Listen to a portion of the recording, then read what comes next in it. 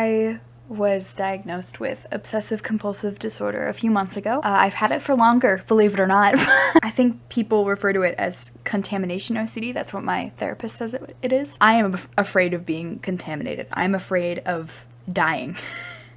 Like most people are. OCD is comprised of two main parts, obsession and compulsion. Obviously, my brain is obsessed with contamination. And so if I touch something that supposedly has a contaminant, I will have a compulsion to wash my hands and get that contaminant off of my body. Let me explain the rack situation to you. They look like if you took a cockroach and you clay molded it into a bakery pan holder. They are decrepit. They look disgusting. They objectively look disgusting, but they are clean. We clean them every night in cycles. We put them in like this big container that looks like the oven that's right next to it, and we clean them. But these things are crusted over with rust and age. They squeak, and when you touch them, they leave a residue on your hands, like a crusty rust residue. I look at them and my brain thinks, if you touch this,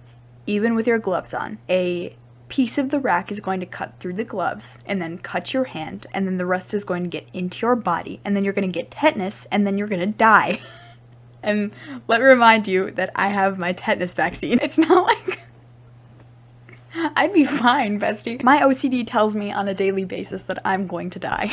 And it's absurd when you look at it from a standpoint in which you've gone to therapy and you're getting better and you're learning these methods of dealing with those thoughts. When you learn how to derail them, they just feel so stupid. But then you're in the moment and you're looking at the rack with your own two hands in front of you and you're like, do I really want to touch this massive living nail? Back when my OCD would regularly win over rational thought, if I touched those racks, I would have to take off my gloves and wash my hands thoroughly, and then put a new pair of gloves on. And sometimes even then I'd like put my sleeves over my hands and push the racks into the freezer.